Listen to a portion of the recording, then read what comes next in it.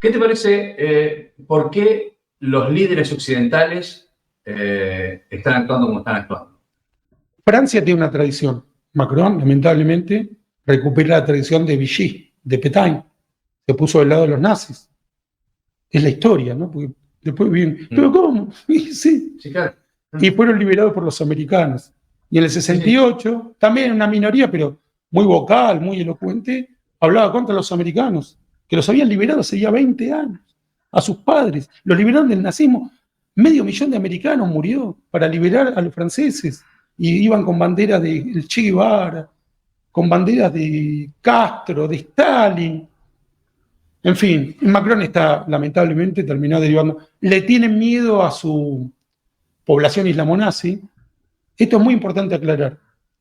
La inmigración libre es una de las bendiciones de la democracia liberal.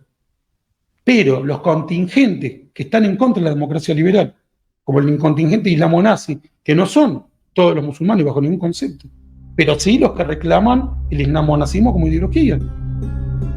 Los que en Francia quieren tener permiso para pegarle a su mujer. Recientemente hubo un jeque sancionado por eso.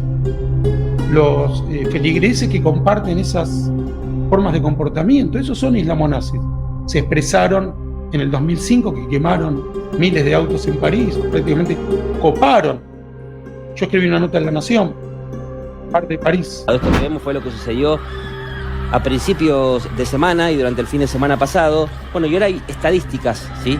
Tuvo que comparecer el ministro del Interior en el Congreso y los números son estos: un total de 2.508 edificios y 12.031 coches han sido incendiados en los disturbios que han sucedido en Francia desde el pasado 27 de junio. Y hoy, quema de iglesias también, ¿no? Por supuesto, asesinato de judíos, golpiza contra judíos.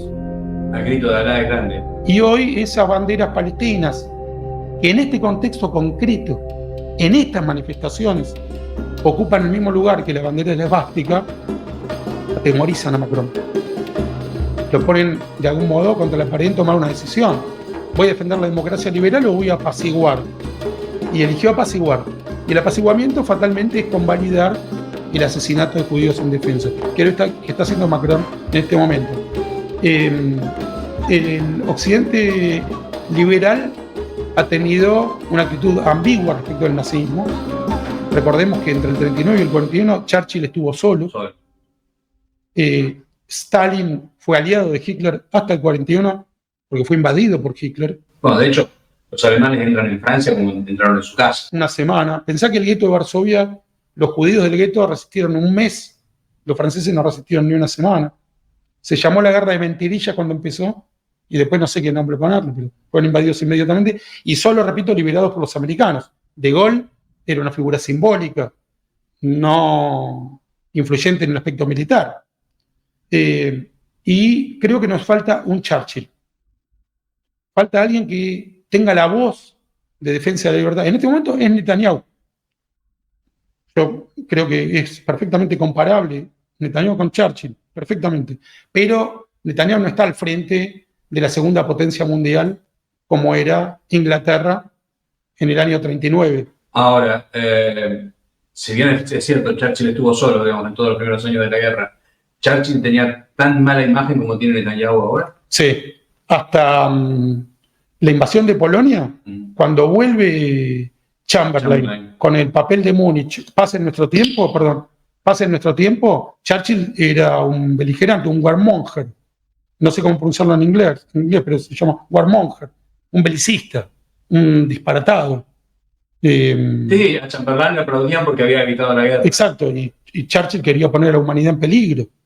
Eso lo dice Kissinger en varios de sus ensayos. Si alguien hubiera matado a Hitler en el 39, antes de la invasión de Polonia, lo hubieran acusado de disparar la guerra o de ser un asesino. 54 millones de muertos después, Churchill tenía razón y Chamberlain estaba equivocado. Estamos en una situación muy similar en la actualidad. Y la mala imagen de Netanyahu no es por lo que puede hacer en defensa de Israel, es porque defiende a Israel, es porque defiende la libertad. Por eso la mala imagen, la misma mala imagen que tuvo Churchill hasta que el occidente liberal se dio cuenta que estaba literalmente luchando Yo te voy a decir, y trato de cerrar para no saltarme borrágico, la perspectiva que yo veo posible y la que veo en la cruda realidad. Yo creo que hay una perspectiva posible, que es que Israel, con el acompañamiento de las democracias liberales, reconfigure Gaza y Cisjordania, que derrote incondicionalmente a Hamas, como los aliados derrotaron a los nazis, que derrote incondicionalmente a la autoridad palestina de Mahmoud Abbas, como los aliados derrotaron a los nazis. Y la reconfiguración tiene que incluir la desnazificación, enseñarle al electorado adulto palestino a respetar la diversidad, a respetar la libertad de culto, la libertad de circulación y de elección de sus líderes. Y el mismo sistema que se aplicó en Alemania y Japón durante los años posteriores a la guerra. El mismo sistema.